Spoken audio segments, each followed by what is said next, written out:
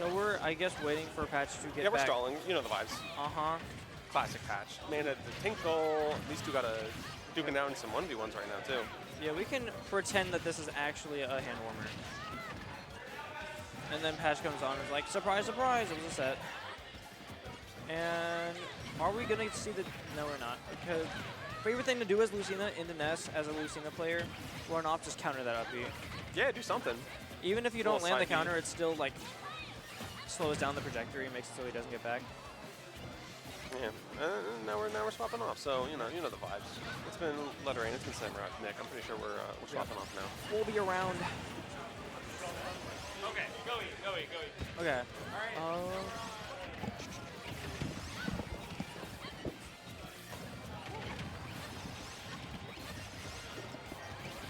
Hey, what the heck? They started without Mr. Patch and Pearl, but here we are. We're ready for it.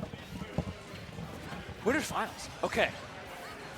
Man, I've still got me Brawler on my screen. From Festive. You know, no preamble necessary. We just have this set going straight into Winners Finals. Best of 5, that's already going to be the very first stock gone from Festive. We have Xero and Chris on the opposite team, repping respectively the Game & Watch and the Nest. But looks as though we are getting started with a very explosive game number 1. One thing to keep in mind with these teams is you really don't want to get into 2v1 against this team of Xero and Chris, because you get at ledge one time and suddenly you've got the sausages and the PK fires like coming from the stage, from the platform.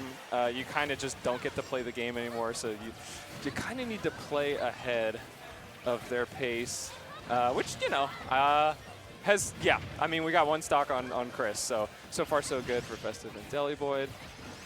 Yeah, I think that both Festive and Deliboid have been doing a pretty good job at holding on to their stocks, respectively, both at pretty low percentages. Looking to take this final stock away from Chris. That Rupper is not going to be enough to do it, but with such a light character, he needs to be super careful, especially with that rapid jab at the ledge.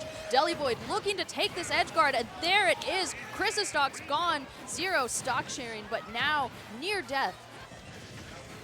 Deliboid just barely not able to interrupt that Nest back throw. But honestly has been doing respectable work with the Lucina. Mains, Toon Link for context, a little bit harder to get bomb in hand for all those setups and a lot of projectiles to possibly hit your teammate with. Yeah, we are still at this scrapping side of the battle. That's going to be Xero's stock gone, and as we said previously, it's not going to be one of these teams entering into the 2v1, but it is instead Chris all by himself, just getting mutually juggled, actually, by Deliboid and Festive. You know, being able to maintain some of the stage control with them off stage, but that is it. Stealing away every single option. Festive and Deliboid closing out game number 1. Man, a two-framing Game & Watch up B, like that's not an easy move to punish in really any context. But I gotta like give some credit to Xero and Crest. Like they're both quite good in the 1v2, and Game & Watch just being a character that can kind of hang out at ledge, do a cheeky little bit of planking. You can kind of like, honestly, you can kind of cycle like up B into shield, into up B to shield, and you know, kind of create a situation where you're like nickel and diming your opponent and not, you know, really giving them openings. That was a bit too much to make up for. 3 stocks on the table. We're going to. This is the first time I've seen Battlefield today. So, I mean, I think really all of these characters except for Lucina are going to enjoy, you know, some platform extensions. Yeah, some of these characters I think love the platforms way more than others. I would say especially Festive right now as a Brawler. Mii Brawlers love platforms. It just gives you so much more room for movement and room to really take your opponent into oblivion. Getting us started, we have everyone still having their same stocks, but Deliboid going to go deep for that fair. Not enough just yet to take it away from Xero, but unfortunate, wasn't able to tech. And there are Chris and Xero both down a stock. Festive throwing out a little 1-2. little taunt on the top platform there. Okay, another thing with Deliboid Lucina, a lot of counters, a lot of going off stage.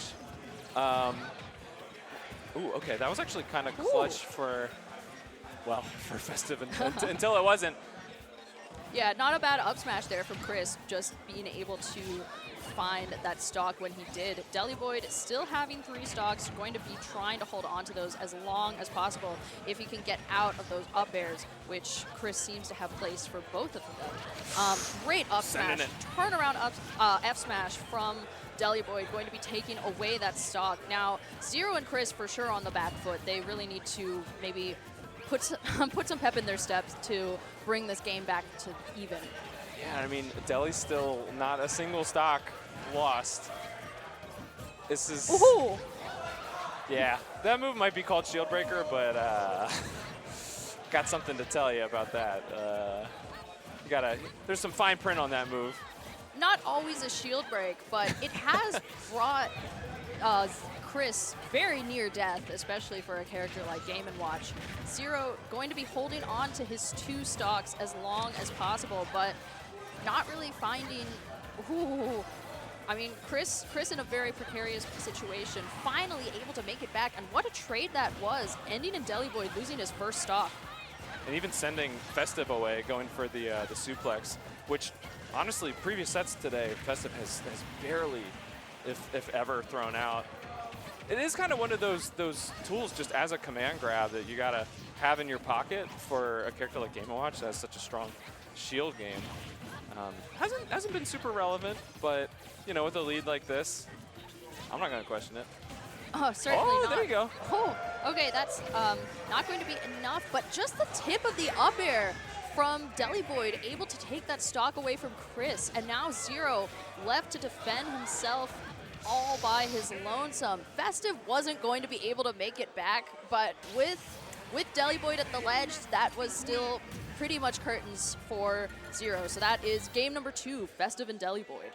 Yeah, and you see sort of the weakness of Ness in doubles there, of just like, you really need to not be in a situation where you have to PK Thunder to recover. You got 2 opportunities, you know, to get edge guarded. Even if you just like hit the opponent, you know, cut the distance you travel in half.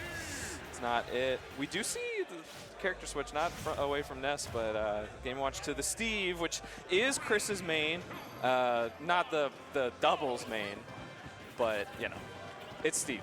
Needs no introduction. Steve in doubles can generally be a very good thing to have, especially if you have like a double Steve that gives you room for a lot of shenanigans in the game. But we are seeing the switch to Steve at an important moment, being able to find something to change the momentum of the game, maybe something that would help him live a little extra longer, because Chris has been consistently losing his stocks first, so Xero has either had to stock share or lost. Something bad happened over there. I'm sorry. Oh, it's the PR placements. Oh. And I see Joe at 14, which might be bad depending on who you ask. They might Honestly, be booing simply because it's Joe. I was going to say, Joe dishes it out so much, he's got to be able to take it. Oh my gosh. Okay, I don't know if Xero and Chris can take it. We're down again. Okay. Oh my God, I was about to say Deliboid getting back, but has continued to be harassed by Xero. Yeah. So I mean, that's pretty clutch. Like Deliboid has really been stock tanking so far this set. No, and that's a wonderful thing in this matchup for him to have. You know, the floatiness of Lucina, you wouldn't really expect her to be the stock tank in a game like this, but with Festive being able to take such quick kills like that one at 50, incredible. So Mario can't do it. I'm telling you, Me Brawler is so wild. Oh. Goodness. That PK Rocket, unfortunate, because you could see Xero was able to try to make the turnaround, was successfully able to recover, and it was the PK Rocket that messed him up. Wasn't able to make it back to stage. That stock is gone, and now one stock apiece. It's looking really scary for the blue team. It's looking scary for everybody, frankly. The past, like, oh okay. No! All right, I mean, we got the clean 2v1, basically.